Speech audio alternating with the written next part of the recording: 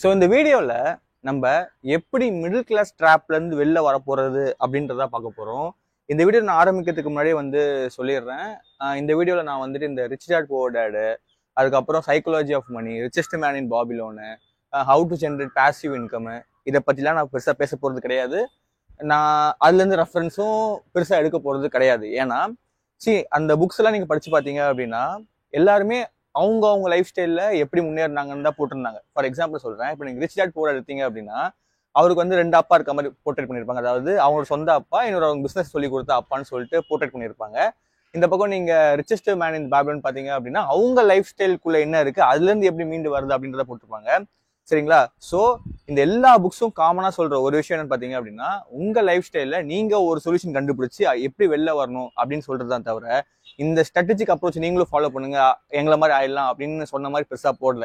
So நான் இப்போ இதெல்லாத்தையும் கேதர் பண்ணிட்டு நம்ம லைஃப் ஸ்டைலில், இப்போ நான் ஒரு மிடில் கிளாஸ், சரிங்களா, நான் எப்படி மிடில் கிளாஸ்லேருந்து வெளில வரலான்னு சொல்லிட்டு என்னோட லைஃப்ல இருந்து நான் சில ஸ்ட்ராட்டஜிஸை வச்சுக்கிட்டு நான் எப்படி பிரேக் பண்ணிட்டு வெளில வரலான்றது தான் இந்த வீடியோவில் சொல்ல போகிறேன். ஸோ எனக்கு தெரிஞ்சு நான் சொல்கிறேன், நிறைய பேர் இதில் கனெக்ட் ஆவீங்கன்னு நான் நம்புறேன். ஜஸ்ட் ஒரு புக்கை படித்து ஒப்பிக்கிறத விட என் லைஃப்பில் நான் அனுபவிச்ச விஷயங்கள், என்னோட வயசு 26 ஆகுது, நான் எப்படியாவது மிடில் கிளாஸ்லேருந்து வெளில வரணும்னு சொல்லிட்டு நான் 21 வயசுலேருந்து போராடிட்டு இருக்கேன். ஸோ கிட்டத்தட்ட எனக்கு ஒரு 5 வருஷம் அனுபவங்கள் இதில் இருக்குது. ஃபுல் ஃப்ளெஜ்ஜாக நான் ஒர்க் பண்ணியிருக்கேன், சரிங்களா இதில். ஸோ நான் நிறைய பார்த்த ஏமாற்றங்கள், நிறைய சக்ஸஸ் ஸ்டோரிஸ் எல்லாமே சொல்ல போகிறேன். ஸோ இந்த வீடியோ ஆரம்பிக்கிறதுக்கு முன்னாடி 2 டிஸ்க்ளைமர் சொல்லிக்கிறேன். நம்பர் 1, இந்த வீடியோ கம்ப்ளீட்லி ஒரு எஜுகேஷன் பர்பஸாக இருக்கும். ஸோ தயவு செஞ்சு இந்த வீடியோவை எடுத்துக்கிட்டு நானும் லைஃப்ல இம்ப்ளிமெண்ட் பண்ண போன்னு பண்ணிடாதீங்க. ஷேரிங் வீடியோவை பாருங்க, சரிங்களா. 2வது, யூடியூப்ல வீடியோ போட்டு பணம் சம்பாதிக்கிற எத்தனை பேருமா நானும் ஒருத்தன் தான். ஸோ நீங்க இந்த வீடியோ பார்த்துட்டு எந்த டிசிஷன் எடுக்கிறதாலும் அது முழுக்க உங்களோட கையில தான் இருக்கு. ஏன்னா நீங்க கஷ்டப்பட்டு பணம் சம்பாதிக்கிறீங்க தெரியுமா, அதுக்கும் உங்க லைஃபுக்கும் நீங்க தான் உத்தரவாதம். இதே மைண்ட் செட்டோட, இதே மோட்டிவோட வாங்க இந்த வீடியோக்குள்ள போகலாம்.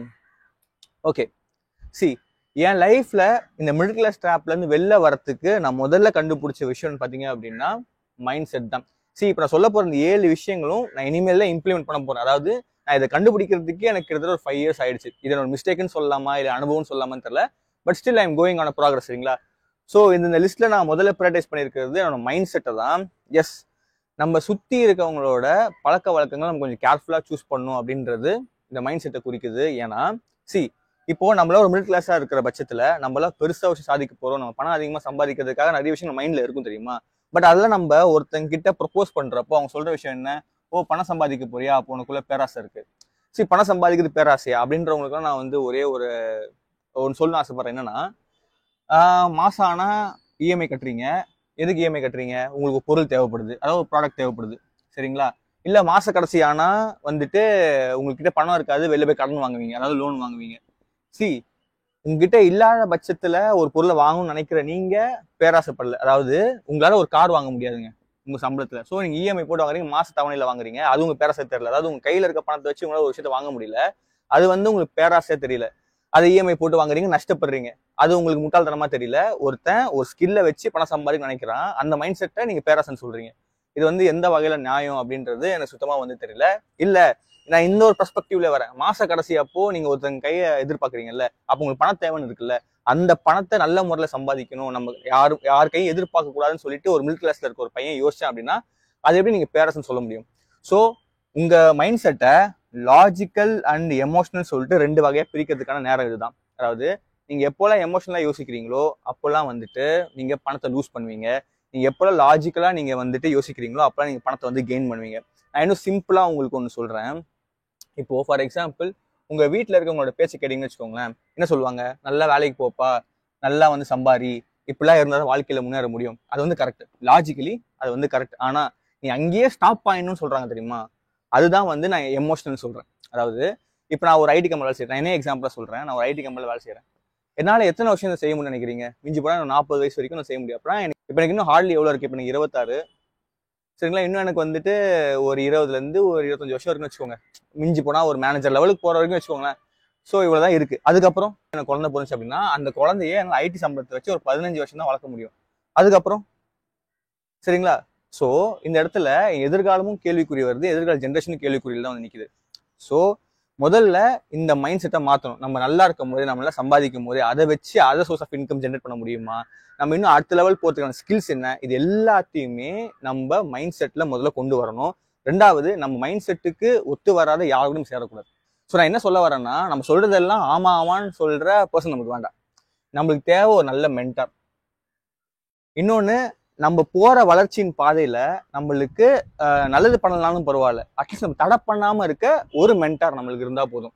சரிங்களா? அது உங்க ஃப்ரெண்டா இருக்கலாம், இல்ல அது உங்க கசினா இருக்கலாம், இல்ல உங்க ரிலேஷனா இருக்கலாம், யார் வேணா இருக்கலாம். சரிங்களா? அப்படி இருந்தா போதும். அப்படி இல்லையா, வெல் அண்ட் குட். நீங்களே தொழிலாளி, நீங்களே முதலாளின்னு சொல்லிட்டு நீங்களே உங்களுக்கு மென்டார் வச்சுக்கோங்க. இப்போ இருக்க ஏஐ உலகத்துல உங்களால வந்து சுயமா சிந்திக்க முடியும், நுண்ணறிவு, அதாவது செயற்கை நுண்ணறிவு வச்சு சிந்திக்க முடியும். சரிங்களா? ஸோ இந்த மாதிரி ஒரு காலகட்டத்தில் இருக்கிறப்போ இவங்க கூட பெருசாக தேவை கிடையாது. சரிங்களா? ஸோ தயவு செஞ்சு ஒரு நல்ல மைண்ட் செட்ல ஒரு முன்னேற ட்ரை பண்ணுங்க. யாரும் எதிர்பார்க்காதீங்க. எதிர்பார்த்தீங்க அப்படின்னா நீங்க மறுபடியும் ஒரு கிணத்துக்குள்ள தவளை மாதிரி தான். நீங்க முன்னேற நினைச்சாலும் மற்ற தவளைங்க வந்து உங்களை பிடிச்சி இருக்கதான் செய்யும். ஸோ தயவு செஞ்சு உங்க மைண்ட் செட்டை வந்துட்டு ரொம்ப எமோஷனலா இல்லாம, ரொம்ப லாஜிக்கலாவும் இல்லாம, உங்க வாழ்க்கைக்கு உங்களோட மிடில் கிளாஸ் தாண்டுற அளவுக்கான மைண்ட் செட்டை வச்சுக்கிட்டு முன்னேற ட்ரை பண்ணுங்க. சரிங்களா? ஓகே. ரெண்டாவது, டைம் ஷெட்யூலிங். நான் மறுபடியும் சொல்றேன், பணம் இருந்தால் மட்டும்தான் பணக்காரன் கிடையாது. சரிங்களா? நான் சொல்ற நம்பலன்னா வச்சுக்கோங்களேன். இப்போ உங்ககிட்ட 40,000 சம்பாதிக்கிறீங்க, ஓகேங்களா? இந்த 40,000 இப்போ உங்களுக்கு பத்தலன்னு சொல்லிட்டு கஷ்டப்படுறீங்க. அடுத்த வருஷம் இப்போ நீங்க 60,000 சம்பாதிக்கணும்னு வச்சுக்கோங்களேன். அந்த 60,000மும் உங்களுக்கு பத்தலை அப்படின்னா அப்போ பிரச்சனை யார் மேல? உங்க மேலதான். ஸோ உங்களுக்கு டைம் ஷெட்யூலிங்னு தெரிஞ்சிருக்கணும். சரி, டைம் ஷெட்யூலிங் ஒன்றும் இல்லை கைஸ். இப்போ உங்ககிட்ட 24 மணி நேரம் இருக்கு. அந்த 24 மணி நேரத்துல 12 மணி நேரம் தான் நீங்க முடிச்சுட்டு இருப்பீங்க. அதுல 6 to 8 மணி நேரம் தான் உங்களால் ப்ரொடக்டிவா வேலை செய்ய முடியும்ன்ற அக்செப்டன்ஸ் உங்களுக்கு இருக்கணும். ஸோ என்ன பண்ணணும்னா, அந்த 6 to 8 மணி நேரம் நான் என்ன பண்ண போறேன்னு ஷெட்யூல் வைக்கணும். ஃபார் எக்ஸாம்பிள், நீங்க டெய்லி 9 to 5 ஜாப் போறீங்க அப்படின்னா, எனக்கு இதெல்லாம் ஒர்க்குப்பா, ஸோ எனக்கு 9 to 5 வரைக்கும் ஒர்க் இருக்கு, நான் என்ன பண்ணுவேன், இதை ஷெட்யூல் பண்ணேன் அப்படின்னா நான் 3:30 மணிக்கே முடிச்சிருவேன். இது 1.5 மணி நேரம் நான் சும்மா இருப்பேன். சும்மா இருக்கிற நேரத்தில் நான் என்ன பண்ணலாம், என் ஸ்கில்லை டெவலப் பண்ணலாம், அடுத்த லெவல் போறதுக்கான என்ன பண்ணலாம், ப்ரமோஷன் கிடைக்கிறதுக்கு என்ன பண்ணலாம்.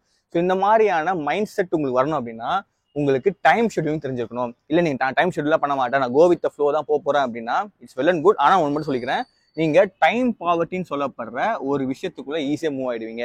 டைம் பாவர்ட்டி அப்படின்னா, இப்போ பாவர்ட்டியோட நோக்கம் என்ன பாத்தீங்கன்னா ஏழையா இருக்கா அப்படின்னு அர்த்தம். டைம் பாவர்ட்டி அப்படின்னா நேரத்துக்கு ஏழையா இருக்கான்னு அர்த்தம். எப்பவுமே ஒன்னை விட ஒன்னு பெருசா இருக்கும்ன்றத ஒத்துக்கிறீங்களா? ஓகே. இப்போ எல்லாருமே ஒத்துக்கிற ஒரு விஷயம் என்ன, மணி இஸ் ஆல்வேஸ் அல்டிமேட். சரி, இப்போ மணியை விட ஒருத்தன் பெரிய ஆளா இருந்தா அப்படின்னா அந்த பணம் இப்போ அவனுக்கு தானே போகும்.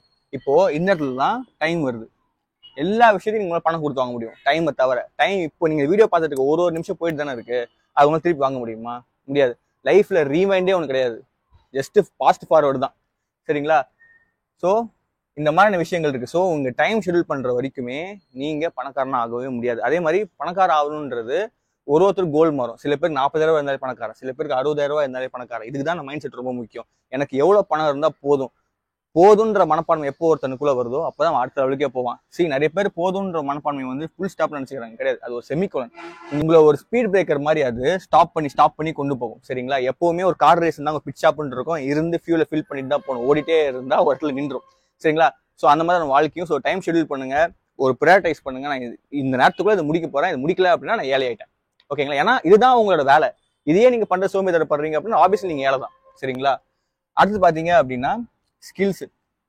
இங்கதான் நான் வந்து ரொம்ப லேகிங்கா இருந்தேன். நான் என் லைஃப்ல அந்த உண்மையான இன்சிடென்ட்டை வந்து சொல்றேன். நான் ஒரு ஐடி இன்ஜினியர். சரிங்களா? நான் வந்து ஒரு பெரிய கம்பெனில ஒர்க் பண்ணிட்டு இருந்தேன். ஆனால் சப்போர்ட் ரோல தான் ஒர்க் பண்ணிட்டு இருந்தேன். நான் பெருசா நாலேஜை கெயின் பண்ணல, அவங்க சொல்றத வேலை செஞ்சுட்டு இருந்தேன். அப்புறம் என்ன பண்ணேன் அப்படின்னா, ஒரு 3 மாசம் ஒண்ணுமே பண்ணல. ஜஸ்ட் பவர் பிஐ படிச்சேன், SQL படிச்சேன், பைத்தான் படிச்சேன். இந்த 3 தான் படிச்சேன், வேற எதுவும் படிக்கல. ரொம்ப எக்ஸ்பர்டிஸ்லாம் கிடையாது. ஜஸ்ட் பேசிக்கான நாலேஜ் ரொம்ப வந்து ரொம்ப பேசிக்கான நாலேஜஸ் வந்து நான் இம்ப்ரூவ் பண்ணிட்டு அந்த கம்பெனி விட்டு வெளில வந்தேன். டபுள் சேலரிக்கு இன்னொரு கம்பெனி பிளேஸ் ஆயிட்டேன். சரிங்களா? உங்க ஸ்கில்ல நீங்க வந்துட்டு இம்ப்ரூவ் பண்ணி தான் ஆகணும். நீங்க பணக்காரங்க எல்லாரையும் பாருங்களேன். பணக்காரன்னு சொல்றது லைஃப் சாதிச்சவங்க சொல்றேன், கஷ்டப்பட்டு மேல வந்தவங்க சொல்றேன். எல்லாருமே ஏதாவது ஒரு ஸ்கில்ல வளர்த்துட்டே இருப்பாங்க. நீங்க ஏன் இப்போ மைக்ரோசாஃப்டோட பில்கேட்ஸ் எடுத்துக்கோங்களேன், அவரு ஏதாவது படிச்சுட்டு தான் இருப்பாரு. அவருக்கு கிட்ட இல்லாத பணமா? எப்பவுமே சரி, ஸ்கில்ல மட்டும் வளர்த்துக்கிட்டே இருக்கணும். சரிங்களா? ஏதாவது நீங்க படிச்சுக்கிட்டே இருக்கணும். எப்பவுமே வந்து ஒரு வேர்ல்டு இந்த பக்கம் மூவ் ஆகுதா, ஸோ அந்த வேர்ல்டு மூவ் ஆகிறதுக்கு என்ன பக்கமோ அந்த ஸ்கில்லை நீங்க டெவலப் பண்ணிக்கணும். அப்படி இல்லையா, உங்க personal skills, for example time மேனேஜ்மெண்ட்டா இருக்கட்டும், இல்ல ஒருத்தங்கிட்ட பேசுற விதங்களா இருக்கட்டும், ஏதாவது ஒரு ஸ்கில்லை நீங்க வளர்த்தே இருந்தா மட்டும்தான் அது உங்களுக்கு ஹெல்ப் பண்ணும். நான் சொல்றேன் நம்பல அப்படின்னா, நான் ஒரு ஐடில ஒர்க் பண்ண வச்சுக்கோங்க. இப்போ 40,000 சம்பாதிக்கணும்னு வச்சுக்கோங்க. இப்போ என்னை விட எங்க வீட்டு பக்கத்துல இருக்க அண்ணாச்சி வந்துட்டு அதிகமா சம்பாதிக்கிறார். அதாவது மளிகை சாமான் வச்சிருக்கவர். மாசத்துக்கு 70,000 to 80,000 ஒரு லாபம் மட்டுமே இருக்கும். இது காரணம் என்ன நினைக்கிறீங்க? அவர் பிசினஸ் பண்றது கிடையாது, அவர் ஸ்கில். சரிங்களா?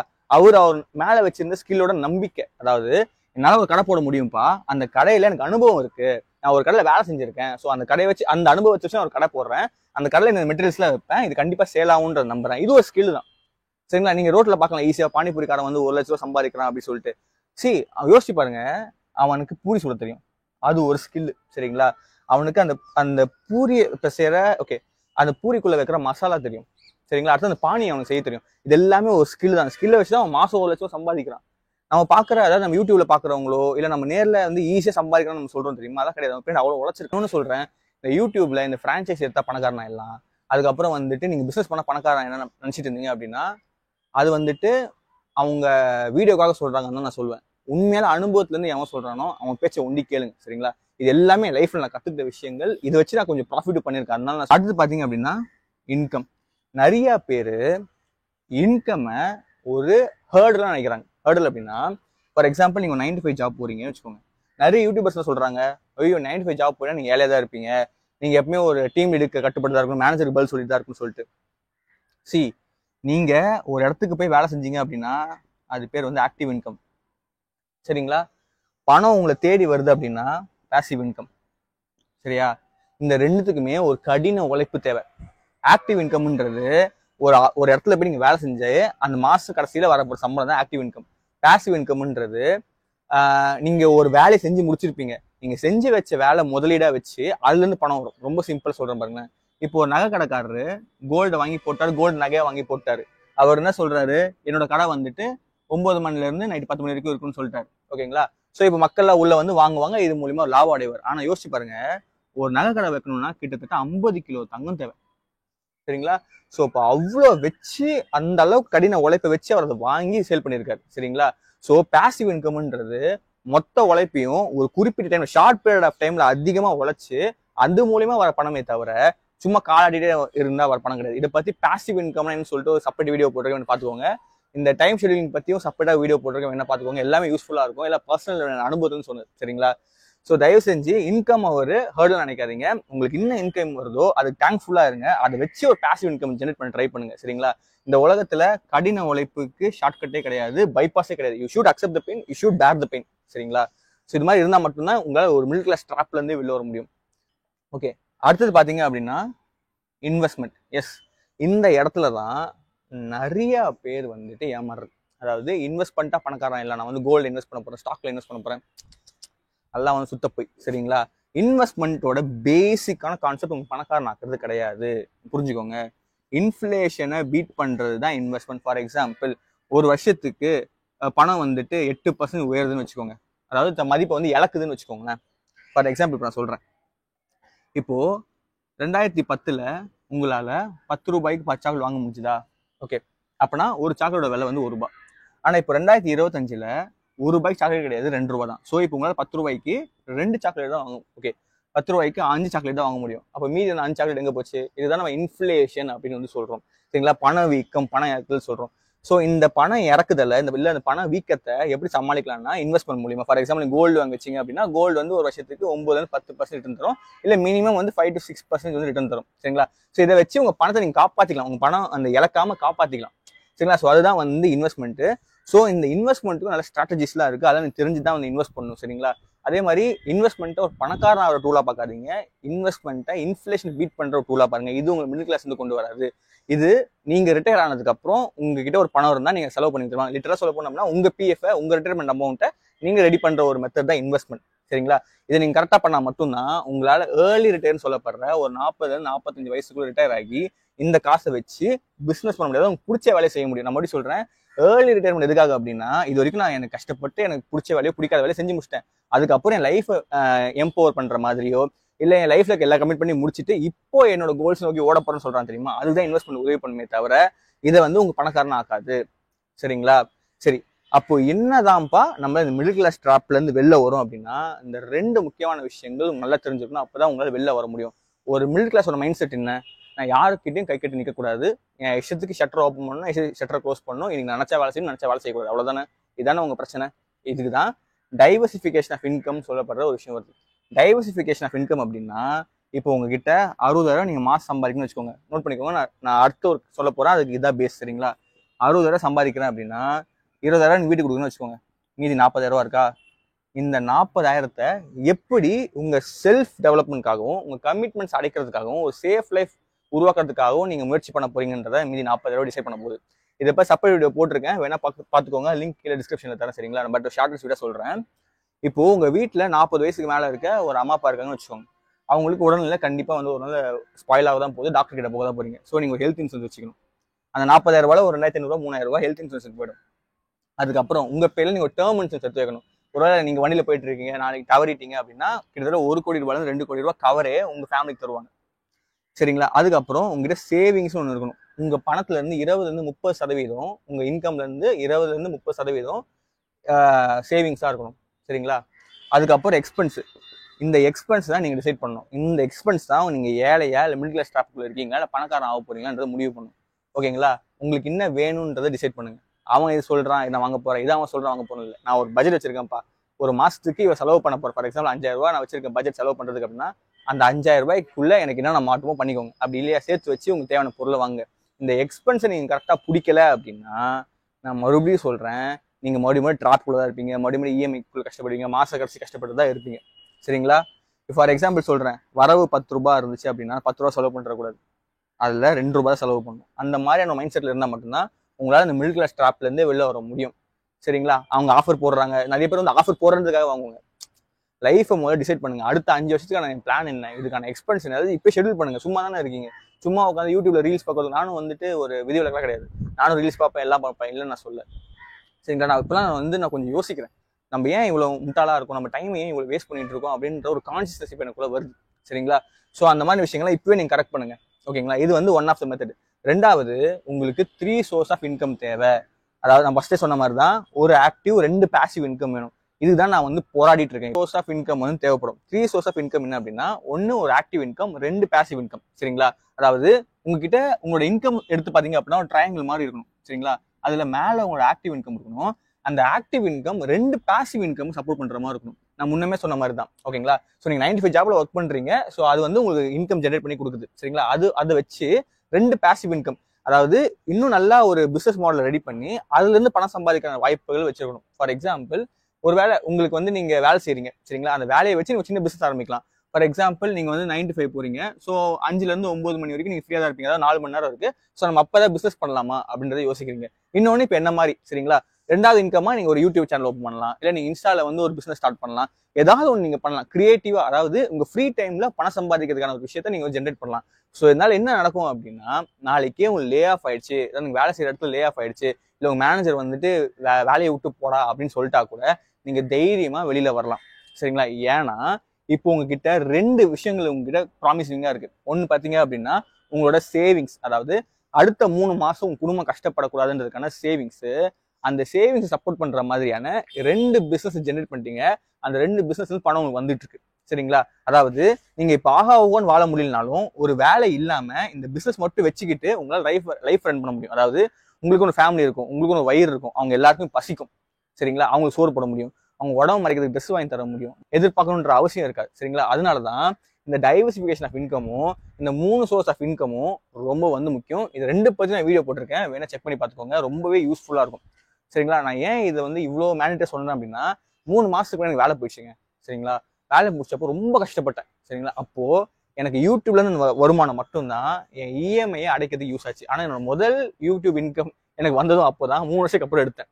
சரிங்களா? அப்படியே கரெக்ட், எனக்கு ரொம்ப ரொம்ப மிராக்கிளா இருந்துச்சு. நான் வேலையை விட்டு வரேன், என்னோட இஎம்ஐ கட்டணும், அப்போ இந்த யூடியூப் இன்கம் உள்ள வருது இருந்துச்சு. ஸோ தயவு செஞ்சு உங்களுக்குன்னு 3 சோர்ஸ் ஆஃப் இன்கம் வந்து ஜென்ரேட் பண்ணிக்கோங்க. சரிங்களா? இது வந்து ரொம்ப ரொம்ப ரொம்ப முக்கியம். அதே மாதிரி இப்போ நான் அடுத்த வருஷம் சொல்ல போறேன், அது ரொம்ப என் லைஃப்ல ரொம்ப கஷ்டப்பட்டு கத்துக்கிட்ட ஒரு விஷயம் என்ன அப்படின்னா, மோட்டிவேஷன் வர்சஸ் பிஹேவியர். இப்போ இந்த வீடியோ நீங்க பாக்குறீங்களா, இந்த வீடியோ பார்த்து ஒரு ஸ்பார்க் கிடைக்குதா, ஓகே நான் இதெல்லாம் பண்ண போறேன்ப்பா, இந்த வச்சு நான் மிடில் கிளாஸ் வெளில வர போறேன், சாதிக்க போறேன், 2030 வேற லெவல் ஆக போறேன் நினைக்கிறீங்க தெரியுமா? இது பேர் வந்து ஸ்பார்க். அதுதான் மோட்டிவேஷன் அப்படி சொல்றோம். இதை வந்து ஒரு கொழுந்து விட்டு எரிகிற நெருப்பு எரியணும் அப்படின்னா உங்களுக்கு பிஹேவியர்ன்ற ஒரு விஷயம் தேவைப்படும். அதாவது இப்போ நீங்க டெய்லி வந்து சாப்பிடுறீங்க தெரியுமா, அது வந்து பிஹேவியர். நீங்க சாப்பிடல என்ன ஆவீங்க, எவென்ச்சுவலி மயக்க போடுவீங்க, செத்து போயிடுவீங்க. சரிங்களா? அந்த மாதிரி நான் இந்த விஷயத்த தொடர்ந்து செய்வேன், ஹார்ட் ஒர்க் பண்ணி ப்ரொலாங்டா செய்வேன், ஒரு லாங் டேர்முக்கு செய்வேன்.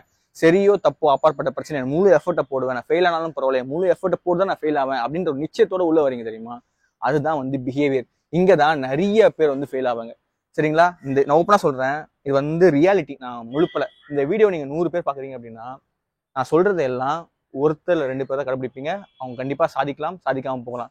சி இப்போ நான் சொல்ல போறது எல்லாமே ஒரு சாதிக்கிறதுக்கான வழி கிடையாது. சரிங்களா? Everything is risk. ஃபியூச்சரை வந்துட்டு ப்ரெடிக்ட் பண்ண முடியாது. சரிங்களா? நம்மளால வந்து அன்சர்டனிட்டிஸை பிரேக் பண்ண முடியும். ஃபார் எக்ஸாம்பிள், நம்ம வந்து சென்னையிலேருந்து காஞ்சிபுரம் போகிறோம்னு வச்சுக்கோங்களேன். எங்கெல்லாம் குண்டு குழி இருக்கு, எங்கெல்லாம் டிராஃபிக் இருக்குன்னு சொல்லிட்டு நவுந்து போலாமே தவிர எதிர்க்க இருக்கிற ராலியை நம்மளால ப்ரெடிக்ட் பண்ண முடியாது. சரிங்களா? ஸோ ஒரு வாழ்க்கை சாதிச்சவங்க எடுத்து பாருங்களேன்.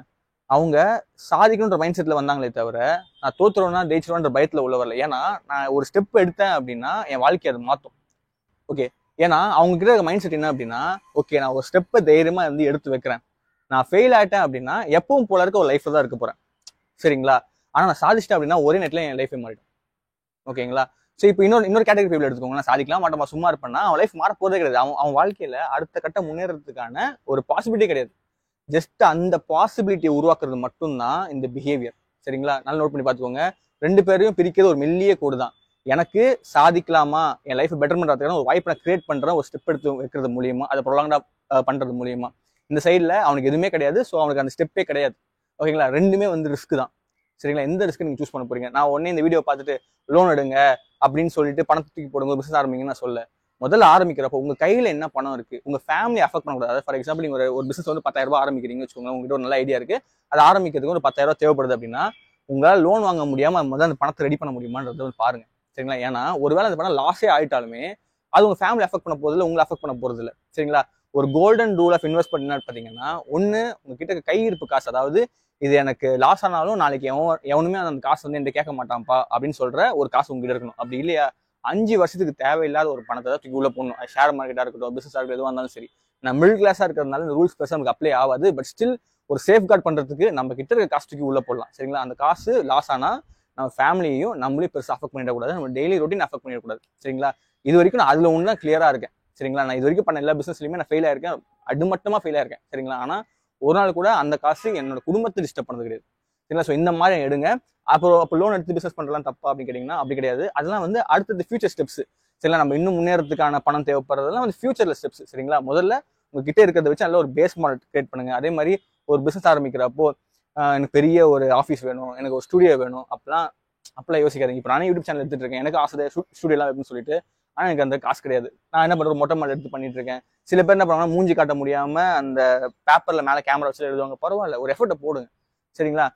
எந்த அளவுக்கு நீங்க குவாலிட்டியா காட்டுறீங்கன்றத செகண்டரி, எந்த அளவுக்கு எஃபர்ட் போடுறீங்க அப்படின்றத முக்கியம். இந்த வீடியோவே ரெக்கார்ட் பண்ணிட்டு இருக்கப்போ ஆஃப் ஆன வீடியோ தான், பாதியிலே நான் மொழி எடுத்துட்டு இருக்கேன். எனக்கு தெரியும் இந்த வீடியோ லென்த்தியான ஒரு வீடியோ தான், ரொம்ப மொக்க போற மாதிரி தான் இருக்கும். பட் ஸ்டில் என் லைஃப்ல கத்துக்கிட்ட ஒரு விஷயங்கள்.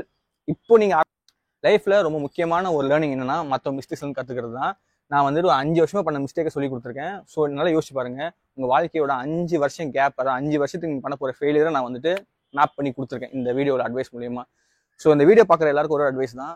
உங்களுக்கு ஒரு மனசுல ஒரு ஐடியா இருக்கு, நான் இதை வந்து நான் கொஞ்சம் வெளில வரணும்னு ஆசைப்படுறேன், இந்த மிடில் கிளாஸ் ட்ராப்ல வெளில வரணும்னு ஆசைப்படுறேன் அப்படின்னா என்ன மாதிரியே நோட் எடுத்து ஸ்கெட்ச் போடுங்க. உங்களை பத்தி தெரிஞ்ச நல்ல ஆள் யாருன்னு பாத்தீங்கன்னா நீங்க தான். சரிங்களா? நெட்ல சர்ச் பண்ணுங்க. ஓகே, என் லைஃப்ல இதெல்லாம் இருக்குப்பா, நான் இப்போ இதெல்லாம் செஞ்சா நான் மேலே வர முடியும் அப்படின்ற ஸ்கெட்ச் போட்டு எழுதுங்க. உங்களோட லைஃபுக்கான ப்ராப்ளத்தையும் சொல்யூஷன் நீங்களே கண்டுபிடிங்க. சரிங்களா? கடவுள் எல்லாருக்குமே நல்ல மூளையை கொடுத்துருக்காரு. சரிங்களா? பாருங்க. சரிங்களா? நான் இன்னொரு ஒரு ரியாலிட்டி சொல்றேன்.